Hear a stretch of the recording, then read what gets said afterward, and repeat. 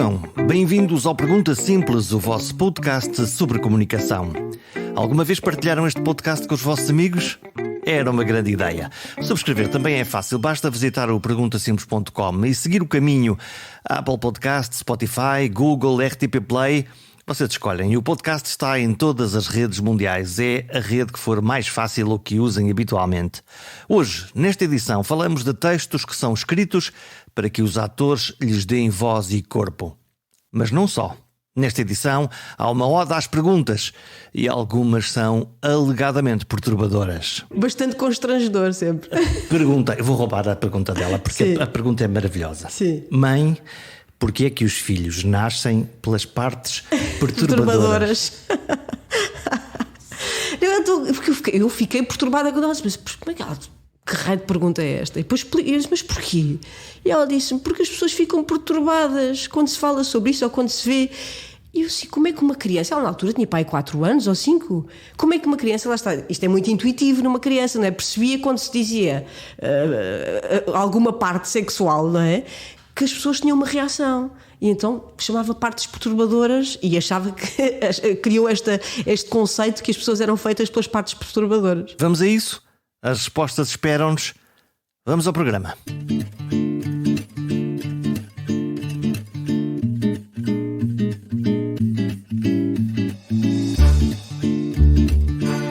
Escritora, cronista, dramaturga, poeta, atriz, trabalha com as palavras ditas e com as palavras escritas para dizer, ou escritas para nos inquietar.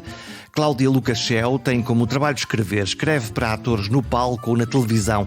Escreve também regularmente crónicas para a imprensa, onde dá voz às suas próprias inquietações e problemas. Então, e o impacto das palavras na nossa alma? É sobre isso, sobre tudo isso, o programa de hoje, com algumas curiosidades.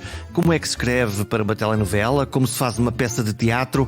Como se escreve para vários formatos? E saber que tudo isto é um trabalho intenso, muitas vezes sem um plano escrito à partida, tanto nos textos como no desenvolvimento da carreira.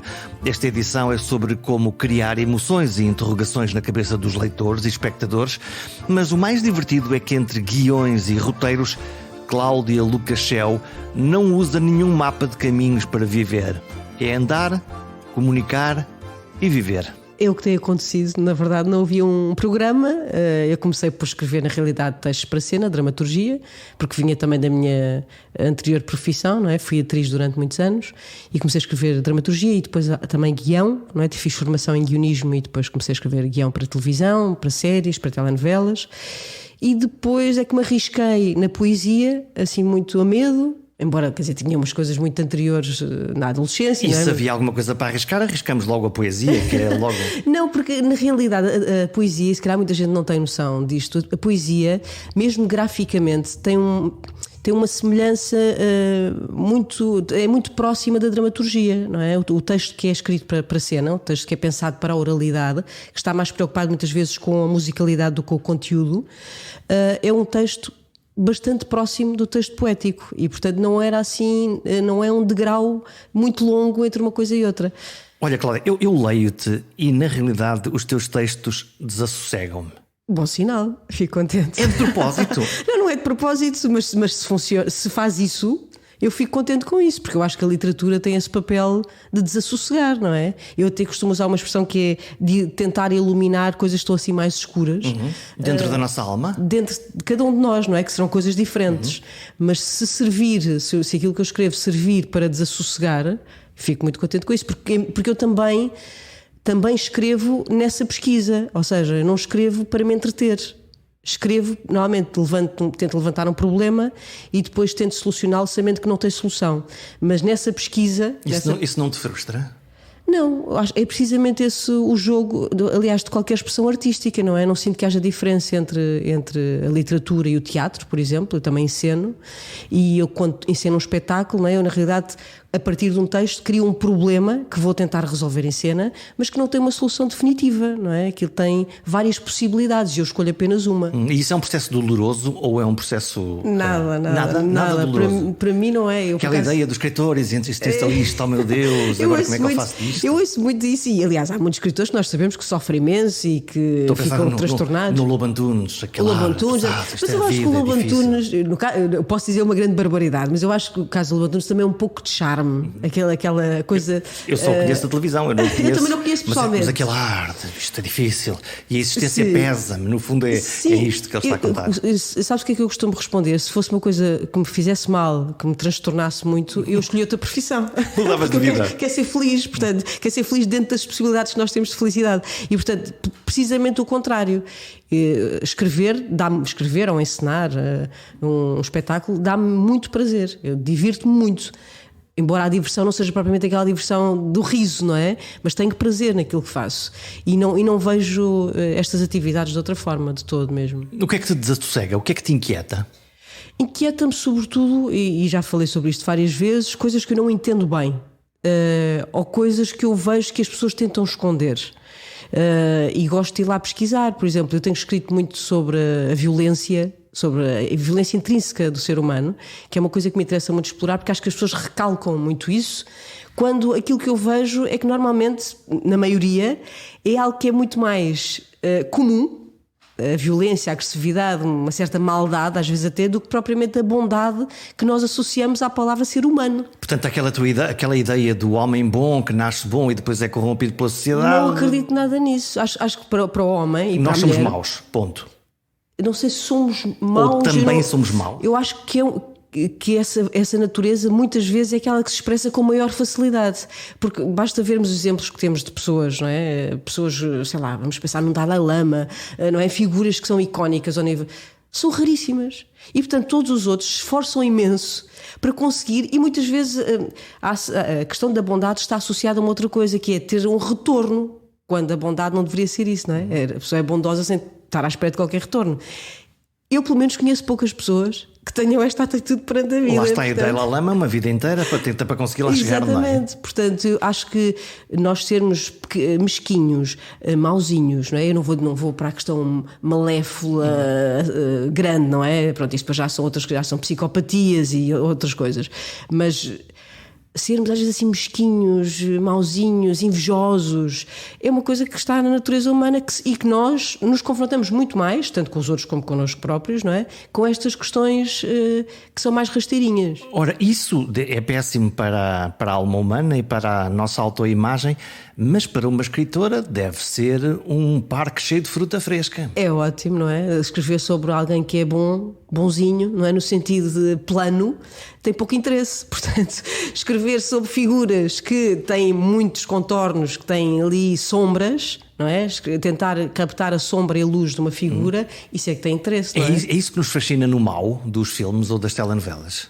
Eu acho que há esse lado de nós muitas vezes nem sequer entendermos bem, não é? Porque há, por exemplo, quando vamos para coisas mais de psicopatias, portanto aquilo é um cérebro que nós nem sequer entendemos, e todos os outros que são só relativamente maus, digamos assim, que nós também nos identificamos, há ali um lado que por exemplo, nessas personagens eles assumem essa sua maldade, que é uma coisa que muitas pessoas tentam esconder, não é? E fazem-na brilhar. E fazem-na brilhar, é muito mais atrativo, não é? Porque há ali uma coisa sempre de tensão, de suspense, e portanto em termos narrativos é muito mais atrativo. Pode ser apanhado a qualquer altura. Exatamente. Vamos lá ver o que é que ele faz para escapar perigo, desta vez. Não é? A questão do perigo, em termos é o conflito, que é aquilo que interessa numa narrativa. Enquanto que o bonzinho ou a boazinha não tem narrativa, não é? Normalmente é a vítima. Normalmente é a vítima. Coitadinho, está ali, não mexe, só se pode defender. Lá está, a não ser que seja alguém, um filantropo, não é? Alguém altruísta, alguém que já é uma figura que se destaca de um homem bom normal. Portanto, o bom tem que ser muito bom, que é para brilhar de tal maneira que nós possamos quase invejar ou admirar, e o mau, pelo simples facto de ser mesmo mau, já estamos lá. O mau é um homem normal, ou uma mulher normal. E isso faz isso é nesse material que eu gosto de trabalhar, ou seja, é alguém que é um homem comum, uma mulher comum, e que portanto tem imensos defeitos, mas que na ficção nós vamos vendo com mais facilidade do que se calhar na vida, não é? Portanto, em que o autor pode explorar esses defeitos de uma forma que é atraente. O que é que faz de uma história uma boa história? Essa é uma ótima questão, não é? Porque, quer dizer, há os arquétipos normais da literatura, não é? Em que normalmente o arquétipo tradicional, é um herói, é uma heroína, não é? Que tem uma missão e, portanto, vai cumprir aquele percurso, e isto tem sido usado das mais diversas maneiras na história da literatura. Agora, a verdade é que eu acho que, como qualquer obra artística, não é? Como uma pintura, como um espetáculo de dança, há um ingrediente que nós não conseguimos definir do ponto de vista técnico. É um ingrediente secreto. Não se sabe exatamente o que é, não é? Mas tu, quando vês uma boa história, eu quando vejo uma boa história, vou ao teatro ou leio um livro ou vejo um filme, há uns que fazem clique. Pois é, mas aí eu acho que há dois elementos aí, que é quando um texto tem o poder de nos abrir uma porta para uma realidade que nós não conhecemos, ou funcionar como um espelho e nós conseguirmos reconhecer exatamente aquilo que está como nosso. E, portanto, eu acho que uma boa história tem precisamente pelo menos uma destas duas condições. Olha, eu agora estou a lembrar-me de um filme que eu fui ver, não dando rigorosamente nada por ele, o que é interessante, que é o Joker. Incrível. Incrível, aquela não é? personagem absolutamente incrível. E se nós olharmos, lá está, para a tribo que escreve os resumos daquilo, alguns não nasceram para escrever, Sim. E claramente é a história do herói, que blá blá blá, e o anti-herói, e nós começamos aos 2 minutos do filme com um ator a maquilhar-se. Exatamente. E já estamos agarrados até ao fim. Sim, mas aí lá está, eu acho que aí não é tanta questão da história. Não há um texto, não é? Há um subtexto. E aí não é tanta história, é a interpretação daquele ator, não é? Eu julgo que estás a falar, não sei se estás a falar do Jack Nicholson. Não, este último. Agora estou-me a esquecer do nome dele, disparate. Ele também não sabe o nosso nome, portanto. Não me estou a esquecer, o Heath Ledger. Sim, maravilhoso. Que entretanto morreu. Lá está, esse filme. A grande questão desse filme é o desempenho absolutamente notável desse ator. E aí há uma coisa que nós dizemos até no teatro, em muitos textos que escrevo para a cena, que é, às vezes o texto não é muito forte, mas se tu fores buscar o ator ou a atriz certa para fazer aquilo, o texto vai ter uma qualidade que não tem impresso no papel. E há atores que são capazes de fazer parecer a lista telefónica uma coisa atraente, agradável, interessante. Há alguns de quem tu gostas mais que tenham esse perfil. Há muitos com quem eu trabalho recorrentemente, sei lá, por exemplo, o Albano Jerónimo, a Rita Loureiro, são atores que tu percebes que às vezes o texto pode ter algumas debilidades, eles próprios também acusam logo essa debilidade. E eles reescrevem o texto ou reinterpretam? Não reescrevem. Muitas vezes o que fazem é alguma sugestão que eu depois tento reescrever depois no processo de ensaios, mas rapidamente, quando são bons atores, tu rapidamente percebes que aquilo não está a funcionar e a culpa é tua. Porque... Tu escreves a pensar já no ator ou isso vem a seguir? Já tive os dois processos, já escrevi texto e depois escolhi os atores, como também já escrevi textos a pensar nos atores. Eu gosto mais de escrever já a pensar em que é que vai fazer, mas nem sempre é possível, porque às vezes convidas e o ator tem a agenda cheia e portanto não dá. E o que é que tem, quer dizer, há atores como o Albano Jerónimo, por exemplo, que é fascinante.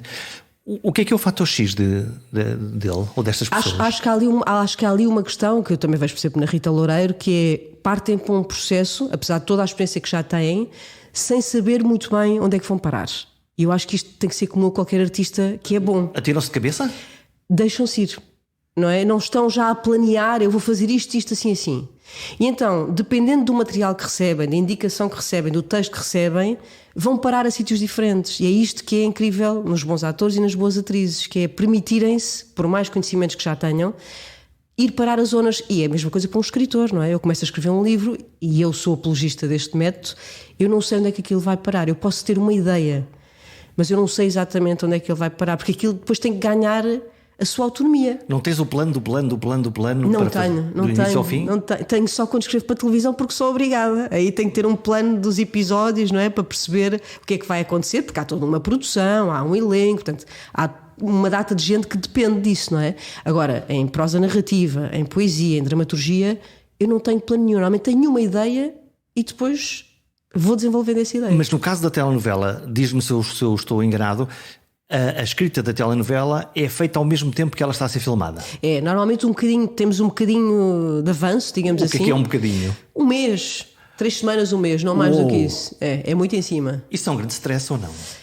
Só não é muito é estressante, obviamente, mas não é muito porque quando se escreve, por exemplo, uma telenovela, nós temos equipas de 7, 8, 9, 10 pessoas a escrever. E cada um escreve partes? E cada um, é assim, todas as semanas. É muito engraçada essa pergunta porque as pessoas têm muita curiosidade sobre isso. Eu não faço a mínima ideia como é que eu processo. Quer dizer, dizem, ok, Cláudia, escreve-me aqui uma cena. E eu, ok, claro. Tu e o teu computador, taca, ou não, ou isto.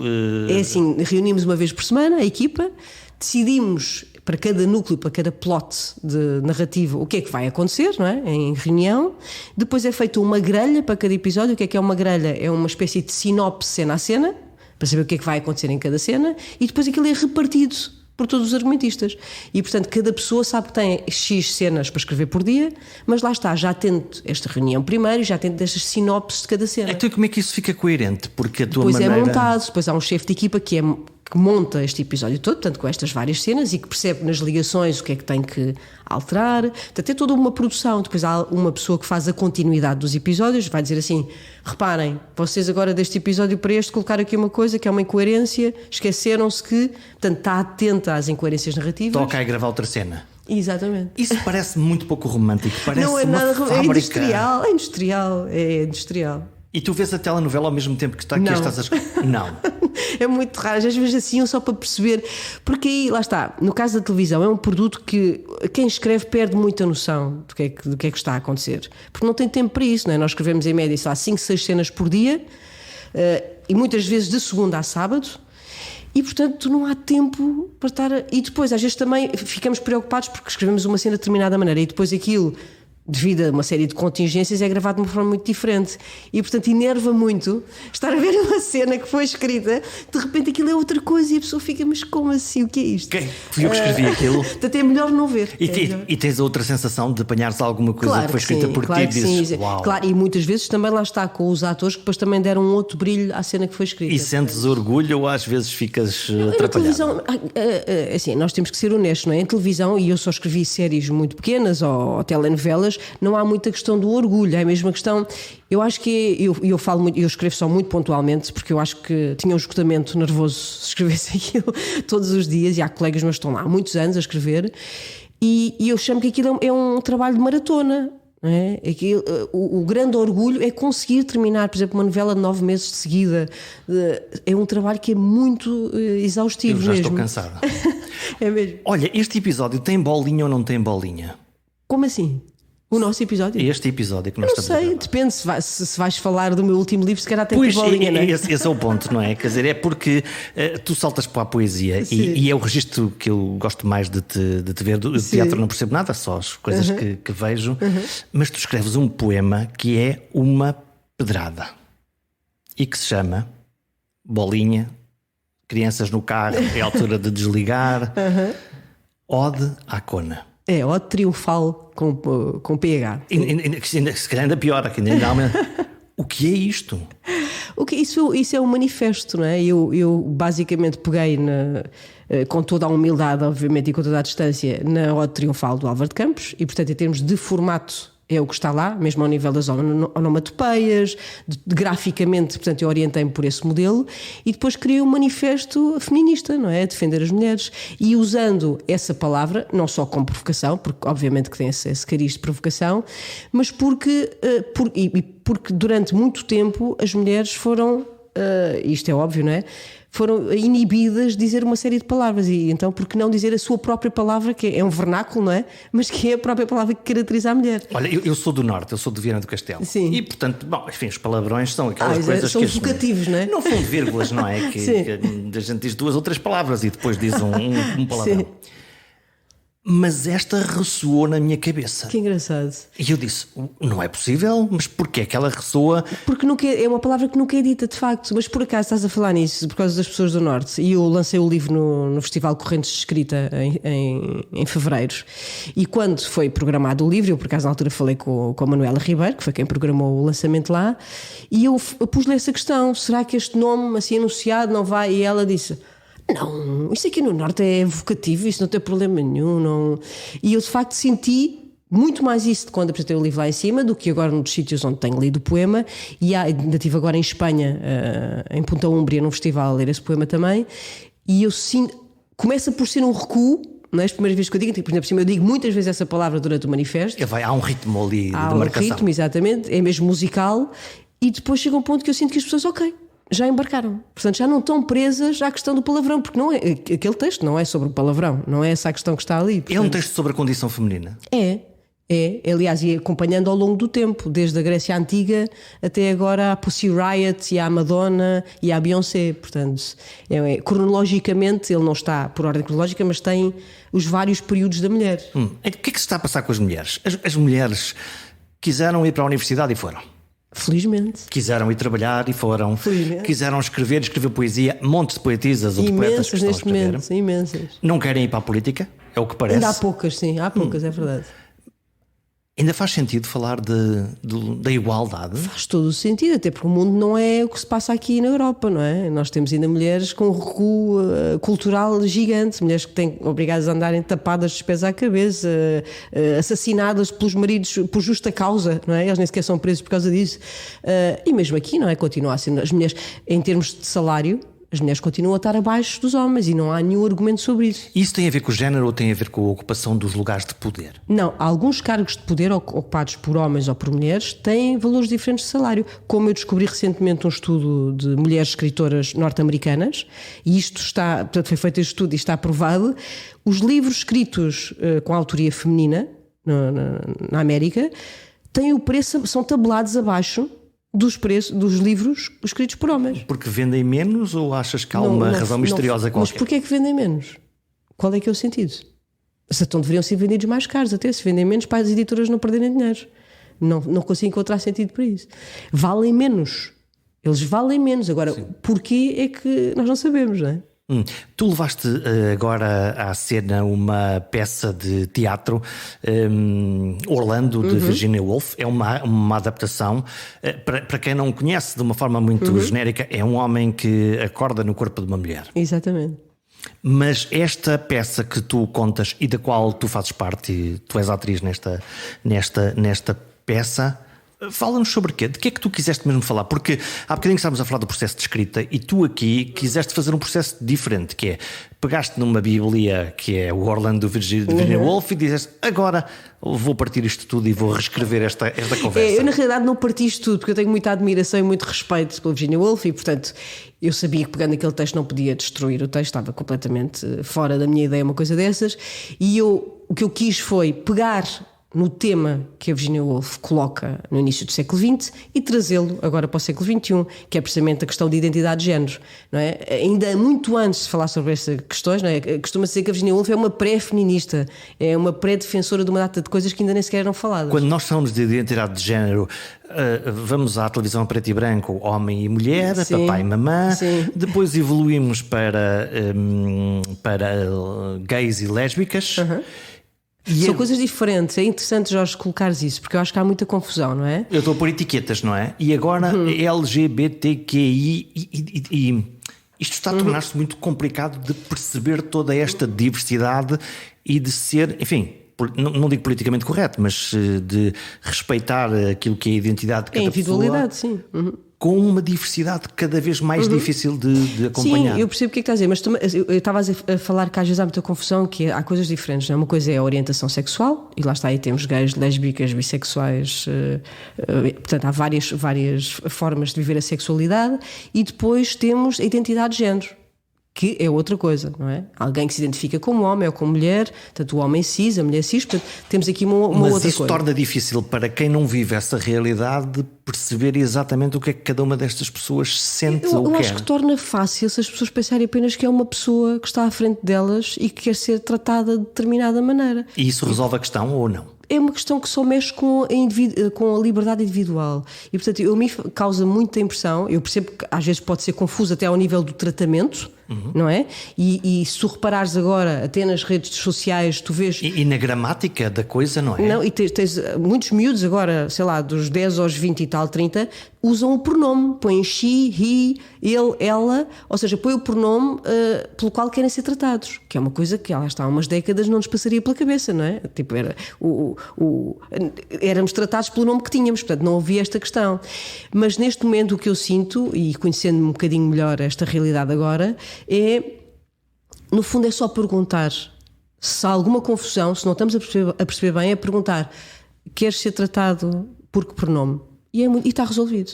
E a partir daí só diz realmente questão à própria pessoa. Portanto, faz muita confusão quando há imensa resistência. Agora querem ser isto ou querem ser aquilo. As pessoas podem ser o que quiserem, não é? Nós somos livres de fazer o que quisermos com o nosso corpo. Portanto, não consigo perceber a polémica sobre isso, sinceramente. Quando tu escreveste antes, porém, tu passaste por um processo semelhante, é público, que é o momento em que tu disseste: ok, eu agora estou apaixonada, vou viver com uma mulher. Exatamente. Como é que foi esse processo dentro de ti? Esse processo, por exemplo, foi muito mais... Eu já tinha amigos a quem tinha acontecido coisas semelhantes e estava totalmente tranquila, achava que era uma coisa completamente fluida, e para mim não foi, não é? Quando eu de repente, depois de tive sempre relações com homens, não é? Relações amorosas com homens, e de repente me apaixonei por uma mulher, e para mim foi extremamente confuso, porque isso mexia com a minha identidade.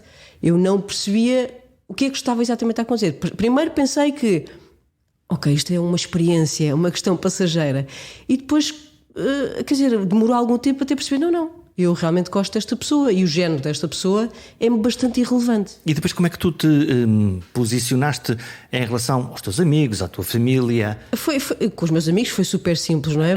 Porque no fundo tu criaste uma norma, não é? A norma padrão da Cláudia é uma mulher crescida, heterossexual, com uma filha, e portanto caberias no padrão mais clássico. Heteronormativa, exatamente. E subitamente... E de repente a verdade é que eu acho que tive uma imensa felicidade, porque os meus amigos, aliás, toda a gente também do meio artístico, portanto ninguém ficou nada chocado, até muitas vezes eu é que própria mostrava alguma confusão sobre isto, e toda a gente dizia: qual é o problema? É uma pessoa, seja um homem ou uma mulher, tu gostas desta pessoa, portanto não há que criar drama sobre isso.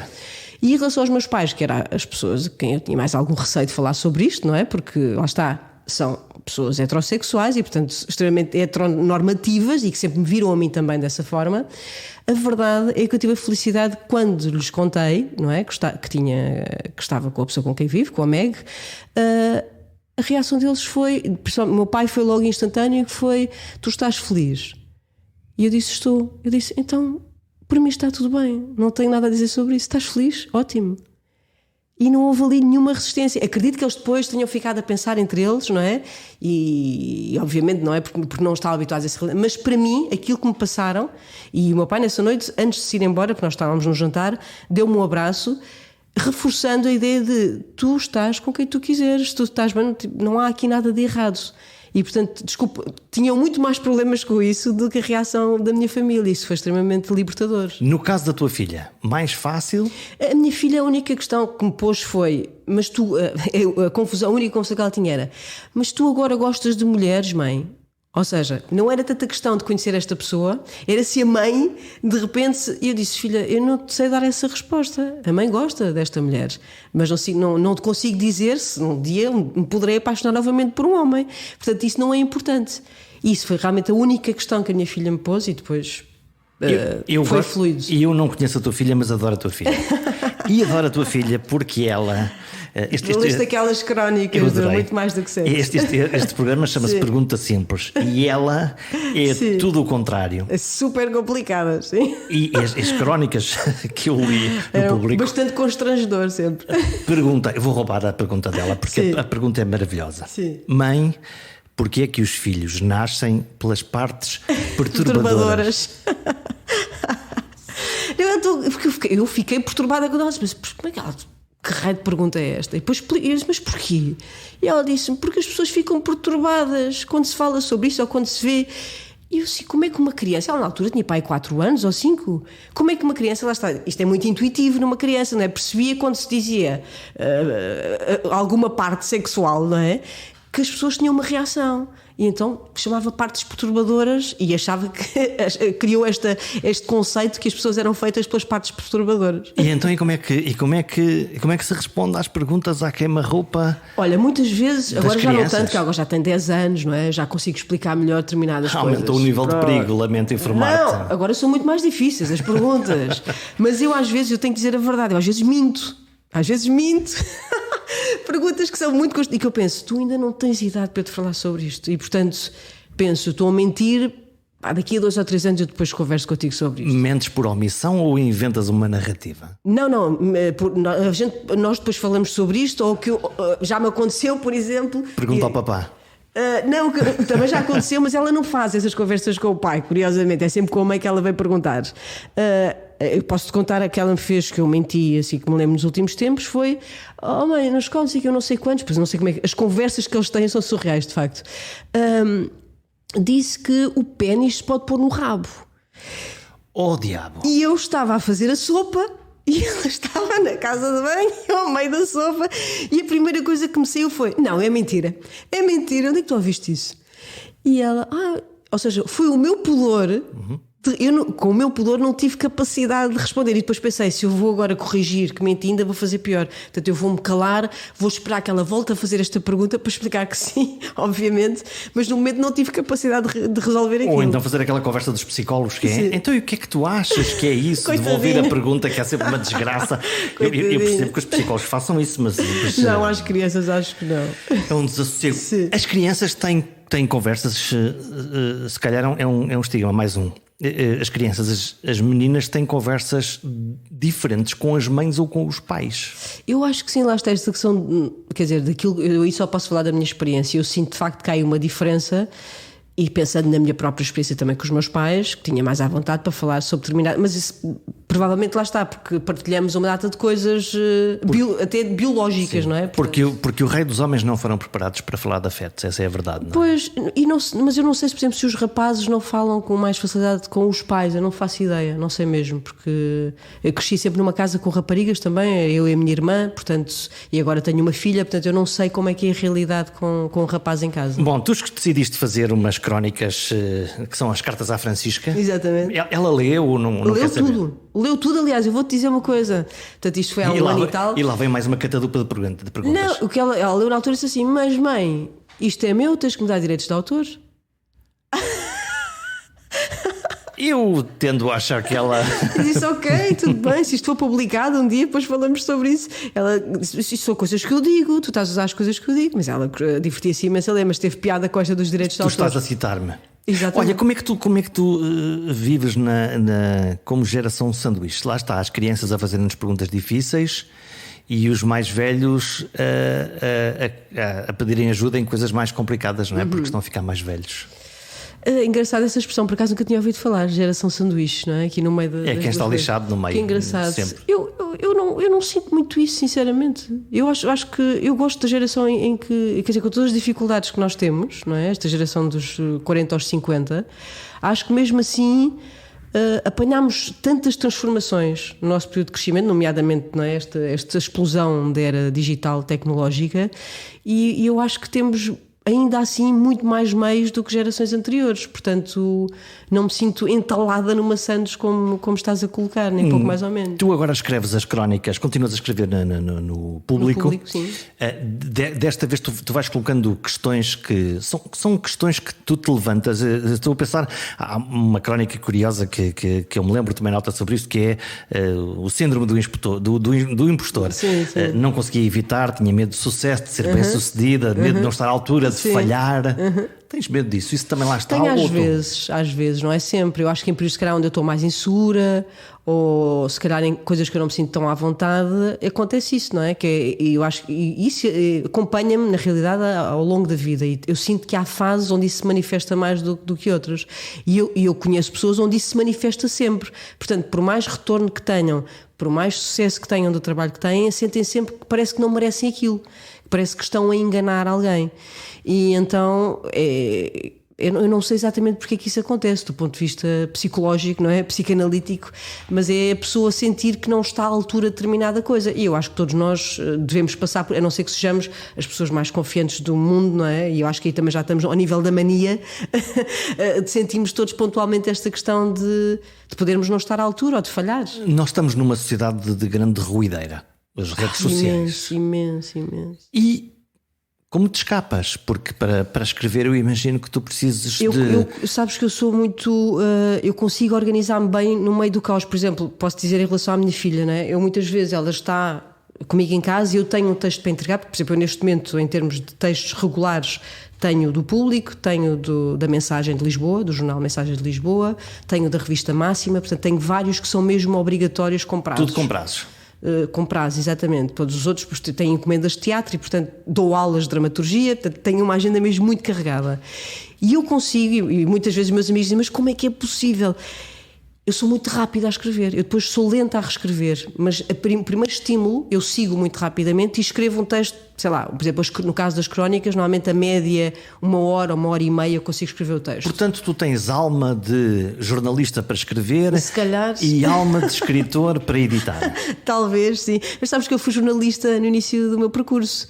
Jornalista numa coisa muito específica, que era uma coisa chamada Carga Edições, onde eu fui jornalista de uma revista que era a Frota, que era veículos pesados. Caminhões, portanto. Quer dizer, e tu estás a falar nisso, mas na realidade acho que o nosso grande problema neste momento é exatamente de logística, entre a pandemia e a guerra. Como é que tu organizas o teu caos criativo? Fazes-te perguntas? Como é que... Eu tenho uma coisa que é esta arma que está aqui ao meu lado, eu tento olhar do iPhone. Eu tenho noção que sou muito criativa, não é? Às vezes nem todas as ideias prestam, mas eu tenho muitas ideias e tenho um iPhone sempre comigo onde eu vou apontando, às vezes uma frase ou uma imagem. E vou tendo sempre este material de recurso. Ou seja, quando eu parto normalmente para escrever um texto, muitas vezes não sei mesmo o que é que vou escrever. Já tens uma despesa, já tens um armazém. Mas já tenho uma frase, já tenho uma ideia, eu tenho uma imagem e depois trabalho a partir daí. E depois é conseguir encaixar, por exemplo, neste caso dos textos, eu sei que ao domingo tenho que escrever o texto do Público, à sexta-feira tenho que escrever o texto da Mensagem. Portanto, eu tenho um calendário onde obrigatoriamente, lá está, esteja no comboio de viagem em digressão com o teatro, esteja em casa, esteja no café, eu sei que tenho que parar naquele momento e escrever. E eu sou muito disciplinada nisso. E deixas para a última da hora? Sempre. Sempre. Sou muito disciplinada, ou seja, a respeitar, eu sei que aquele é o limite. E, portanto, eu até ali eu vou ter que o fazer. E aí nunca passo um prazo. Eu sei que é o limite, eu vou. Mas normalmente vai sempre até ao limite. Exato, porque o limite funciona como um gatilho de agora tem que sair qualquer coisa. É agora. E fazes-te perguntas, como é que tu fazes o teu processo? Eu faço perguntas, mas é aquilo que eu digo. Mais do que as perguntas, normalmente as perguntas muito engraçado, normalmente surgem quando eu estou a escrever o texto, não é? Por exemplo, eu tenho uma imagem ou tenho uma frase e eu depois, quando começo a escrever o texto, é que as questões se começam a levantar e aí depois eu exploro. Não é propriamente agora grandes questões que me vão acompanhando, são coisas que surgem no processo de escrita. O que se me ocorre agora, mesmo no processo de comunicação, é que como é que tu lidas com a frustração o dia em que a crónica não está a sair exatamente como tu achas? Eu rezo para que nunca me aconteceu. Bloqueio criativo é uma coisa que não te assiste. Não tive. É engraçado que uma vez tive um mini bloqueio criativo e então escrevi sobre a página em branco. Fiz um texto enorme sobre o que era o bloqueio da página em branco e portanto até aí tive material. Se me voltar a acontecer, não sei, estou tramada, mas sabes que eu dou também muitas aulas de escrita e uma das coisas, e eu acho que também veio da minha formação como atriz de improvisação, é que não há nada para dizer. Porque se tu estiveres atento, não é? Que os dias não são iguais nunca. E se tu estiveres atento, aquilo que se treina é a atenção ao mundo. Não é porque eu estou agora aqui contigo, não te conheço, não é? Estou a conhecer agora aqui. Nunca te vi, tu tens coisas que mais nenhuma pessoa outra tem. E portanto, se eu estiver atento, eu vou captar alguma coisa. Quer dizer que o teu computador está neste momento a registar tudo aquilo que há para registrar? Não estou sempre, senão coitada de mim, tinha um burnout. Esse é o ponto, quer dizer, tu consegues parar para descansar? Consigo, eu durmo bem, felizmente, que eu acho que é aquilo que me salva a sanidade mental. Mas olha, até já falei sobre isto publicamente. Tenho um problema, que é eu não consigo parar totalmente, ou seja, consigo parar, imagina. És como os comboios, só desacelera. Exatamente. Por exemplo, vou de férias e eu não sou aquela pessoa que é capaz de estar de férias ali deitada na praia. Eu consigo, mas tipo 1 hora ou 2, depois o resto já tenho que estar a ler ou a tirar umas notas. Ou... Não consigo sem estar com um bocado da antena a funcionar. E já tentei fazer isso. Portanto, desligar mesmo. Houve uma altura que eu estava extremamente cansada, tinha de escrever uma novela, livros, portanto foi um período mesmo com muito trabalho e percebi que estava no limite de ter ali qualquer problema e então parei mesmo e pensei, vou estar um mês sem fazer nada. Ressacaste? E foi horrível porque deixei de dormir e fui fazer exames, neurologista, e o neurologista disse-me, pois você, repare, porque ele disse que ele próprio também tinha esta questão, o seu cérebro, para estar saudável, tem que estar ocupado. Portanto, a receita é, vai trabalhando. Vai trabalhar, malandra. Vamos para o palco. Uma das coisas que eu imagino mais desafiantes para alguém que ainda por cima escreve, tu tinhas esse passado, agora voltaste outra vez ao palco. O síndrome da branca também não existe, imagino, com esse cérebro a funcionar a mil. Neste caso, bom, há duas coisas aí que as pessoas, eu acho que não é ator ou atriz profissional, não sabe, não é? Que é branco tu nunca ficas, podes ficar durante uns segundos, mas tu sabes o que é que vai acontecer, portanto tu tens colegas que te podem ajudar, portanto tu nunca ficas completamente perdido. Mas nem sequer te angustia essa ideia. Sabes que o teatro, há uma coisa que nós até dizemos no meio, no caso do teatro, é muito mais fácil do que na vida, não é? Nós sabemos o que é que vai acontecer. Portanto, há uma rede de proteção. Agora, eu vou sair daqui do estúdio, não é? E eu não sei o que é que me vai acontecer. Espero que nunca aconteça nada de mal, não é? Mas eu não sei. Agora, ali, se eu não me lembrar, por acaso, exatamente aquilo que eu tenho para dizer, portanto, a frase exata, eu sei qual é que é a minha função ali. E, portanto, eu consigo continuar até me lembrar novamente qual é que é o texto. E podes gerir os silêncios, podes gerir os olhares. Sim, claro que sim. E já me aconteceu em cena, não agora com este espetáculo, mas aconteceu em cena na altura num espetáculo com o bando, ter uma branca, portanto eu não fazia ideia o que é que ia dizer a seguir, portanto, e paniquei ali 2 segundos e depois pensei, olha, vou continuar a andar, a fazer o que estou a fazer, e depois o texto apareceu, portanto não é e dramático. há sempre os outros para te poderem ajudar. Exato, só um monólogo que será mais complicado, não é? Quando não está mais ninguém em cena, mas ainda assim a pessoa acaba. Porque o treino do teatro é por associação, não é? Nós sabemos, temos aquela frase quando viramos a cabeça para ali, ou quando fechamos os olhos, ou quando agarramos num determinado objeto, e portanto é uma espécie de Pavlov. E nós, os comuns, que um dia tínhamos que fazer uma apresentação para a empresa, podemos usar essas ferramentas claro também? Claro que sim. Se a pessoa associar uma frase a um determinado gesto, é muito mais fácil ter uma memória sobre isso do que se estiver só a pensar nas frases que estão escritas, não é? Porque nós não falamos assim, nós falamos por sons e por ação. E no teatro, no cinema ou em televisão, nós reproduzimos exatamente esse padrão, que é falar com sons, não estamos tipo a pensar, agora estou aqui a dizer esta frase. Isso seria, quem faz isso é o canastrão, não é? O chamado canastrão, que nós estamos a ver, ele está a dizer a frase que foi escrita. Portanto, é uma espécie de mnemónica, há uma música, exatamente. Há um ritmo que lá está. Há um ritmo, há uma emoção, não é? Eu sei que naquela zona do espetáculo eu estou num determinado estado de espírito, portanto o que eu tento é chegar a esse estado de espírito, ou que o texto me leve a esse estado de espírito. E as palavras aparecem lá. As palavras vêm, exatamente. E como é que é a relação com o público? Com o feedback do público? Se o público ri, se não ri, se aplaude? É engraçado isso, porque quando são cenas de comédia há a tendência de puxar, não é? Nós estamos a sentir que o público está a rir, então puxamos um bocadinho mais a laracha, não é? Digamos assim, que às vezes é um desastre. E se não rir é uma e muitas vezes, eu por acaso agora neste espetáculo não tenho nada cómico, mas há uma cena que é feita pelo ator Luís Puto, que é uma cena mesmo hilariante, e às vezes nós sentimos alguns teatros que as pessoas ou estão a rir a medo e vê-se como é que isso interfere na performance. E o que é que ele faz é precisamente o contrário, que é, estão a rir pouco, então eu vou ainda superar, e portanto vou-vos fazer rir de certeza absoluta. E isso tem a ver depois com os tempos de comédia, não é? E quem consegue fazer isso bem, lá está, isso não se aprende, o tempo de comédia. Há atores que têm isso naturalmente, há outros que não têm, por mais que trabalhem. Mais vale ter que ir engraçado do que ser engraçado. como é bom de ver. Nós estamos praticamente a fechar. Foi super rápido. As pessoas não têm tempo, as pessoas têm que ir ali ao Twitter ver coisas e ao Facebook e têm uma vida para viver. É verdade. E agora com a pandemia, muitas pessoas também no teletrabalho, se calhar andam menos de carro, também não é mau. É verdade. E por outro lado, tem mais tempo para ouvir. Para que é que serve a arte? Para nos divertir? Eu acho que a grande utilidade da arte, e não sou eu que digo isto, agora por acaso não me estou a lembrar de quem é um autor que diz, mas eu defendo isto, é ser totalmente inútil. Ou seja, inútil no sentido capitalista da questão, não é? Consumista. A arte não serve para nada. E depois serve para eu acredito nisto, pode ser um pouco ingênuo, também serve para transformar o mundo. Portanto, não serve para nada e é o grande paradoxo da arte. Serve para transformar cada pessoa. Agora, em termos de utilidade mesmo, não tem nenhuma utilidade. Vou citar-te: qualquer coisa se está a agitar. Os poetas sentem o mundo. Isto é bom ou é mau?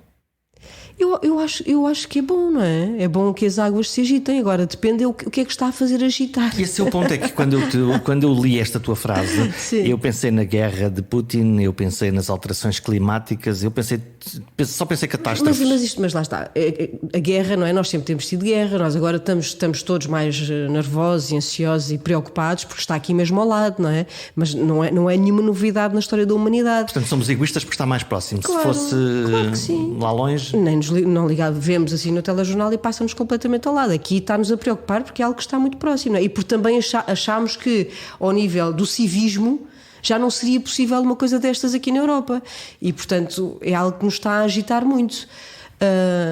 Agora, eu acho que não há nada, tirando a questão climática, que é a coisa realmente inovadora e bastante preocupante, a questão da pandemia, sempre existiram pandemias no mundo, não é? Portanto, não há aqui nada de novo. A questão climática, acho que, curiosamente, não nos está a preocupar o bastante. Deveria ser aquilo que deveria nos preocupar imenso e nós sabemos que não estão a ser tomadas medidas para que isso reverta, não é? E, portanto, é muito preocupante. E isso é que eu acho que pode ser a coisa sem retorno na história da humanidade e que é extremamente trágico, não é? Fechamos. Como é que estamos a reinventar a maneira como nos relacionamos? Lá está. Como é que está a ser esse confronto entre o homem e animal que tudo pode destruir? Alterações climáticas, guerra e a reinvenção do amor, para voltarmos ao início desta conversa. Pois, é uma ótima questão, mas eu não tenho resposta para essa questão, porque não sabemos, não é? Isso é uma coisa que agora nos ultrapassa, isso é uma coisa que a história vai responder, e eu não faço ideia, estou certa que vai haver uma reinvenção, não é? Porque é inevitável, agora qual é que vai ser, não tenho a menor ideia. Não saber, o mais radical ato de humildade. As perguntas convocam em simultâneo a nossa curiosidade e a nossa assunção de não saber a resposta. É neste ato radical de formular as perguntas que impele quem tenta escrever a colocar as palavras num papel ou na voz. Então e vocês? Têm-se dedicado a fazer perguntas? Muitas perguntas? Ou já sabem as respostas todas? Pensem nisso e voltem para a semana.